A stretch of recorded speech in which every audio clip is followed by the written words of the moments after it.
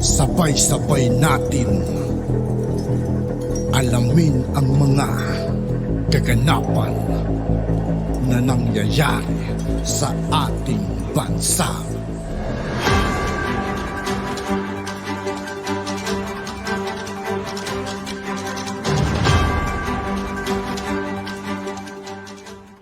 Yo, what's up mga kaibigan? This is Aituki po again.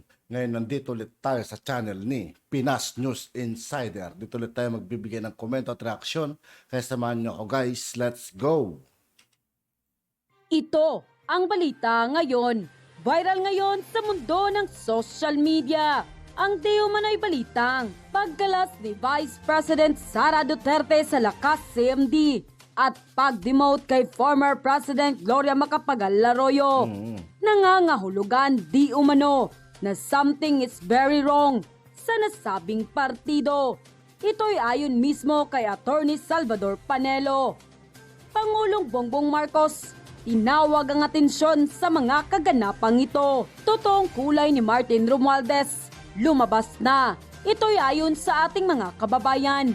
Pero bago ang lahat, Sa lahat ng hindi pa nakasubscribe mga kaibigan kay Pinas News Insider, mag-subscribe na po tayo at huwag nyo rin pong kalimutan mag-subscribe dito sa aking channel. bago ka pa lamang sa aming channel, please huwag kalimutang mag-subscribe at i-click ang notification bell para mas maging updated pa kayo lalo sa lahat pa ng bagong video na i-upload namin. At eto na nga mga kababayan, tila isang malaking sigalot ang mangyayari sa pagkakademote ni former President Gloria Macapagal-Arroyo bilang Senior Deputy Speaker. Nagbigay naman ng kaguluhan ang tila kaduda-dudang pag-alis ni Vice President Sara Duterte sa kanyang partido na Lakas CMD. Paniwala pa ng karamihan na na-insecure si Martin Romualdez kay dating Pangulong Gloria Macapagal-Arroyo. Lalo pati pinahawatig ni Pangulong Bongbong Marcos sa publiko na si former President Gloria Macapagal-Arroyo ang kanyang secret weapon. Ayon pa nga kay Attorney Panelo, magkasama lamang si former President Gloria Macapagal-Arroyo at Congressman Romualdez. Bakit kaya nangyari? Something is very wrong sa loob ng kanilang partido. Pinalaan pa nga niya ang Pangulo na baka masira ito sa mga taong sipsip na nakapaligid sa kanya. Samantala, hindi naman mapigilan ng marami sa ating mga kababayan na magbigay ng kanilang hinaing at komento sa mundo ng social media. At ayon pa sa kanila. At ikaw Martin, dapat harapin mo ng tapat ang pagiging speaker mo at mga gawain mo dito. Tapos na ang pagiging basang sisyo ng Yolanda. Maging maayos kang speaker. Huwag mo nang pagre-ready sa mga forthcoming na mga eleksyon, no? Magtrabaho ng taos sa puso. Kung si Romualdez tatakbo versus VP Sara, di yan mananalo si Romualdez. Nanalo si PBBM dahil sa mga Duterte. Mas mabuti pa next election, President Sara and VP Amy Marcos. Para sa akin, saludo ako kay PGMA. Kung sabihin ninyo na ang dating Pangulo ay masama, nagkakamali kayo. Kaya noon ni dating PRRD at hanggang ngayon kay PBBM, kasama pa rin si PGMA. Malaki ang naitulong ang ating dating Pangulo. Akala nyo pipitsugin lang, kaya sinisiraan nyo lagi. Magsaliksik muna kayo kung ano at sino si dating Pangulong Arroyo. Anong kapasidad kaya kinukuha siyang advisor ni PRRD at PBBM? Kaya nagkakagulo sa gobyerno.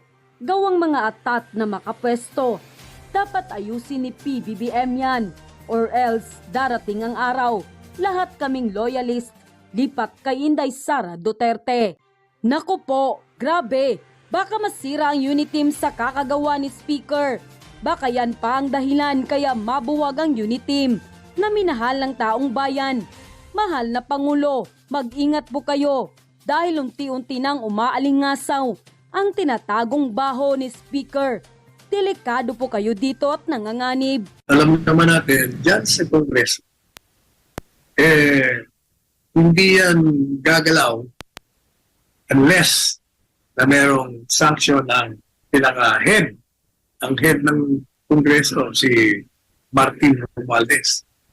Nako, Speaker Martin, mukhang naalala ko tuloy yung sinasabi, may kasabihan tayo, kung God's wish to destroy, they first make man.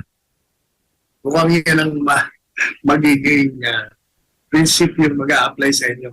Bakit ipapalitan? Hindi ako naniniwala na pinalitan niya dahil to ease the burden ng kalokohan niya. Ibig sabihin yan, wala na kayong utang na loob sa tulong ni Presidente Arroyo, sinisiraan niyo pa siya. Hinihiyaan niyo pa siya. Malaki kahiya niya.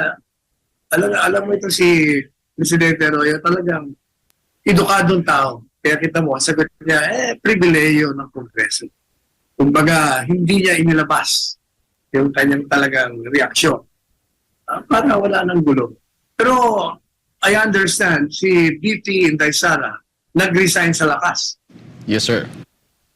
Okay. Yung pag-resign ni Inday Sara sa lakas, na naririyan si Speaker Martin, at nandiyan din si GMA, di ba? Sila magkakasama dyan. Yan ay nangangahulugan na something is about, something is very, very wrong dyan sa loob ng partidong yan. At ang pagkalas ni Inday Sara at ang pag-demote nila kay dating Presidente Arroyo ay nagbabadya ng mas marami pang sigalok sa loob na maaaring makasira sa administrasyon. Siguro, we will call on President Ferdinand Marcos Jr. Huwag kayong pumayag, yung mga tao ninyo. Masyadong nagsisip-sip sa inyo. Sinisira kayo.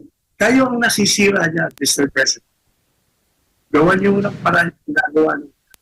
Attorney Sal, meron ding statement na nilabas si former President Dor Macapagal Arroyo na wala siyang pinaplanong kudeta laban sa leadership ng House of Representatives against Speaker Martin Romualdez. Ang sabi lang ni former President Arroyo, although gusto niya maging House Speaker nung nanalo si BBM, pero alam niya mas komportable, tinanggap naman niya na mas House Speaker si Martin Romualdez dahil nga mas komportable ang Pangulo. Yun yung nakita niyang dahilan kaya siya ang naluklok, no, as House Representative. At tinanggap niya naman daw yun ang desisyon ng Pangulo.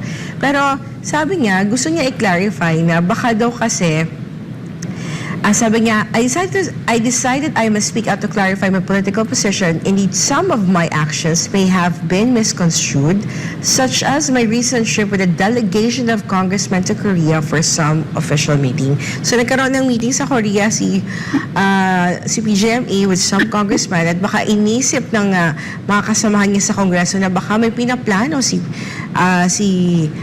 former president ng kudeta laban sa leadership ni Speaker Martin Romualdez. Kahit walang pinaplano yan, alam nyo, ang sabi ko ay yung mga Pilipino, ayaw nila yung traidor, ayaw nila yung mga walang utang na loob. At hindi ako magtataka kung magkaroon ng pagbabago sa liderato niya sa Kongreso. Dito po balikan ko lang yun doon sa issue ni VP Sara and GME. You think po with this kind of situation na nangyari, no, at umatras, do you think magkakaroon ng pagbabago din sa mga membership ng Lakas CMD or movement ng mga lawmakers, to give support pa kay GME or doon sa naging action ni VP Sara? May mga ganun bang possible na mangyari? I think itong pwersa ni GMA at ni Inday Sara, they will be joining forces. Pag lumakas yan, may problema sila. Tandaan nila. Kaya lumakas ang partido dahil kay Inday Sara at kay GMA. Kung hindi, sana hindi ganyan ang nangyari. Kaya dapat inaalagaan nila yung mga taong lumikha ng kalakaran kung saan sila ngayon ay nakikinabang. Pero hindi. They're stabbing her at the back. Kaya talagang maniwala kayo. Kakarmahin din kayo. Dagdagan ko lang. Kasi, although dinenay ni now Deputy Speaker Gloria Macapagal Arroyo na she's not plotting any coup against the House Speaker that ngayon dinemote siya tapos umalis sa partido si VP Sara, pwede ba ma-legitimize? Magkaroon siya ng dahilan na to oust House Speaker Martin Romualdez? Hindi naman kailangan na meron kang dahilan eh. Sabi niya nga, it's a privilege of the House to choose its leaders. Kung sa piling ng mga tao sa Kongreso, hindi nakarapat-dapat yung speaker nila, palitan nila. At yun na nga mga kababayan, ano na ang masasabi?